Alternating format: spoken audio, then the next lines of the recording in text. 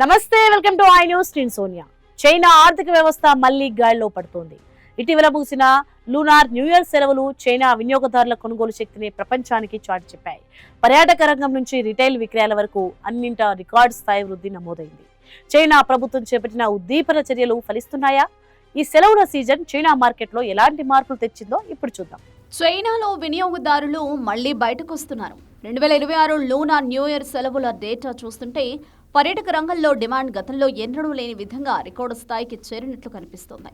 9 రోజుల పాటు సాగిన ఈ సుదీర్ఘ సెలవుల కాలంలో పర్యాటక, హాస్పిటాలిటీ, డ్యూటీ ఫ్రీ, రిటైల్ రంగాల్లో కాసుల వర్షం కురిసింది. అధికారిక లెక్కల ప్రకారం సెలవుల ఖర్చులు గత ఏడాదితో పోలిస్తే 5.5% పెరిగాయి. చైనా ప్రభుత్వం భారీగా నగదు పంపిణీ చేయకుండానే చిన్నపాటి ఉద్దీపనల ద్వారా మార్కెట్లో డిమాండ్ను పెంచడం విశేషం. ముఖ్యంగా ఈ సెలవుల కోసం స్థానిక ప్రభుత్వాలు సుమారు 2.05 బిలియన్ యువాన్ల విలువైన షాపింగ్ వోచర్లను పంపిణీ చేశాయి. ఇది సామాన్యుల కొనుగోలు శక్తిని పెంచడానికి ఎంతగానో దోహదపడింది. అయితే ఈసారి ప్రజలు సంప్రదాయ వస్తువుల కొనుగోలు కంటే ప్రయాణాలు, థీమ్ పార్కుల సందర్శన వంటి సరికొత్త అనుభవాల కోసమే ఎక్కువ ఖర్చు చేశారు. ఆన్లైన్ ట్రావెల్ ప్లాట్ఫామ్ల డేటా ప్రకారం హోటల్, థీమ్ పార్క్ ప్యాకేజీల బుకింగ్లు గత ఏడాదితో పోలిస్తే ఏకంగా రెట్టింపు కంటే ఎక్కువయ్యాయి.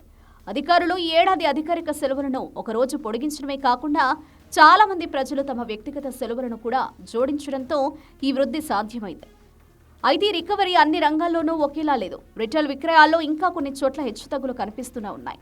ప్రజల ఆదాయం స్థిరత్వం, నిరుద్యోగ సమస్యను పరిష్కరించడం, వినియోగం తగ్గకుండా చూడటంపైనే ఇప్పుడు బీజింగ్ సర్కార్ ప్రధానంగా దృష్టి సారించింది. ఏదేమైనా ఈ లూనార్ న్యూ ఇయర్ సెలవులు చైనా ఆర్థిక వ్యవస్థ క్రమంగా కోలుకుంటుందనే బలమైన సంకేతాలను ఇచ్చాయి. ఈ సానుకూల ధోరణి మునుముందు కూడా కొనసాగుతుందో లేదో వేచి చూడాలి.